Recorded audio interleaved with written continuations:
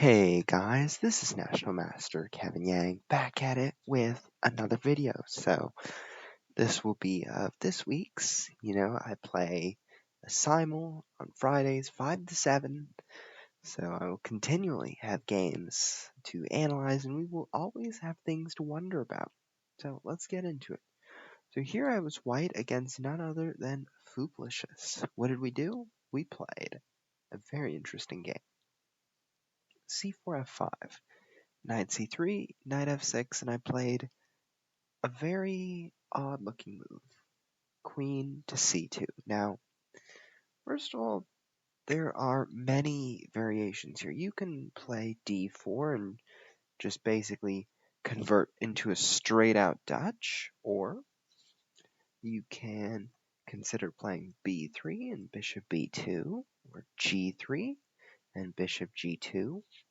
It really depends. Some people even play e3, knight e2, g3, bishop g2. It really depends upon the person and the setup he or she wants to do. So I played queen c2. What is my purpose behind this? I'm just going to develop my queen. I'm going to threaten that pawn. And then I'm going to just build from there. d6 and d3. Now notice that I'm not playing d4. Why am I not playing d4? Well, as I said before, it's of personal preference. I'm not saying there's anything wrong with d4. I'm just doing something different. So after d3, g6, bishop g5, bishop g7, I play h4. Now, this is unnatural, first of all. What I'm just planning to do is take and play h5. But after the move h6, now I'm starting to think, okay, do I take here and play something like h5 or e3, or do I save my bishop and I go back? And here I believe the right move to make was to take. Because first of all, if I go back, well then after something like e5, and then after like bishop e6, well, black is very comfortable, and white, of course, this bishop, it really doesn't have too much of a future. So after bishop d2, knight c6, very good move. Just saying, okay, I have these squares open just in case. So after knight f3, bishop d7, good enough for development, still giving way to say I'm going to play e5. After e4, e6, now notice what I do when I play the move e4. I concede the d4 square. And for our friend Fupalicious, this is going to be very important for him to take the initiative later on. You'll see that my position is going to get worse as a result of these weaknesses, and I'm only going to win because, well, I get lucky, and that's what happens sometimes. So e6, now a3. So a3, what am I doing? I'm playing b4. That's it. That's all I'm doing. a6, rook b1, just preparing b4. So at this point, I should have just played b4.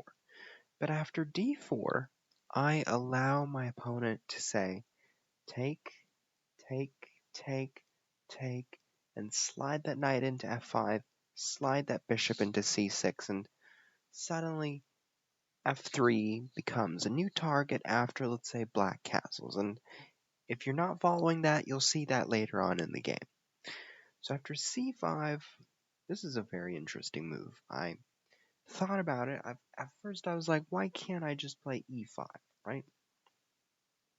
And the problem with e5 is after takes, knight g4, all of a sudden this pawn is going to look very bad. So after bishop f4, black brings the other knight to c6, and all of a sudden the pawn's going to be gone. So if you didn't follow all that, I'll highlight it. I'll just move it for you out.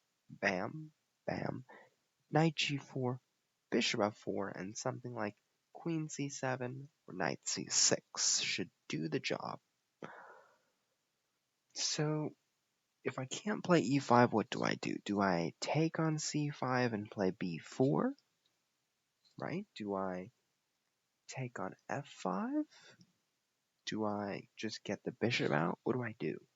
Right? So I decide to play d takes c5.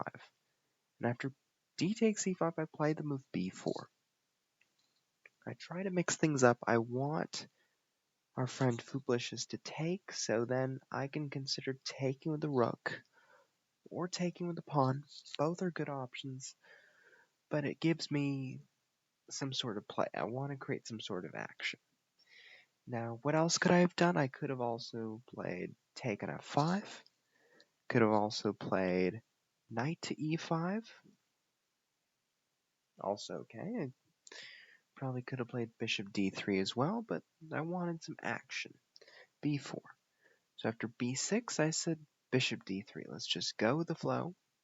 And after bishop c6, I thought this was a very, very interesting move because first of all, you're putting more pressure toward the center, right? It sort of begs the question, what is white going to do, right? Am I going to play b5 and try to provoke this bishop? Am I going to just castle and just ignore everything going on in the center? Am I going to play bishop f4 and get onto e5? What am I going to do, right? So I decide knight to e5, and here I said, if you're going back to bishop to b7, I'm going to take on c5, and I'm going to use this file to get that bishop. That didn't happen. Our friend Fupalicious just said, you know what? Let's play knight g4. And all of a sudden it gets more confusing, right?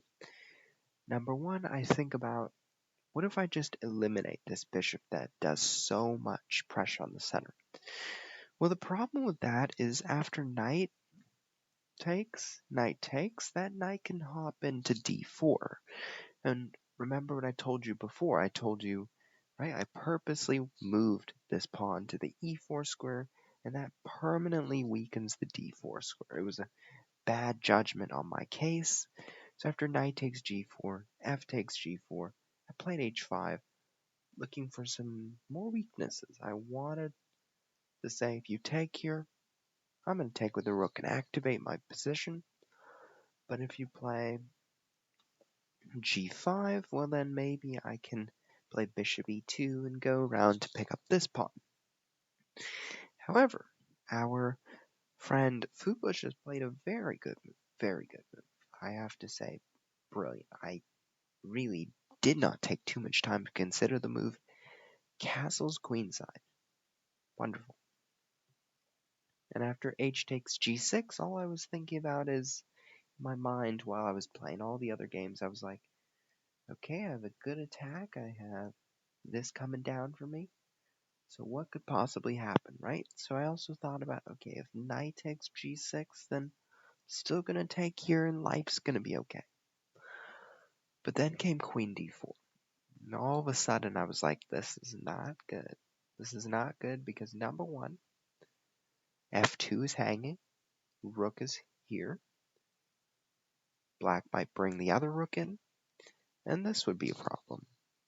Right, so essentially now you can see the weakness of my setup. I overextended on this side, and all of a sudden these pieces look really clumsy. So now I'm into defense mode. I play the move knight d1, rook a8, king e2, because I have nothing else to do, right? I mean, technically I could take on h6, but I would just lose this piece. So I play king e2, bishop a4 happens, and you can see that I'm in trouble. I mean, Fupalicious has found a great tactic. Take, rook's going to be hanging, bishop's going to be hanging, it's going to be GG. So I play rook b3. Now, here's a way to justify why bishop takes b3 is not the best move. Number one, this pin is going to be forever until until white moves the queen away. That's when the bishop has to take the rook. But now the rook is going to be stuck here. He's going to be stuck here forever. So that's why I would suggest the move knight takes g6, because this is going to be pinned forever. And of course, he's not going to move anywhere because of that. So, just saying, bishop takes b3 is probably one of the top moves, but not the best.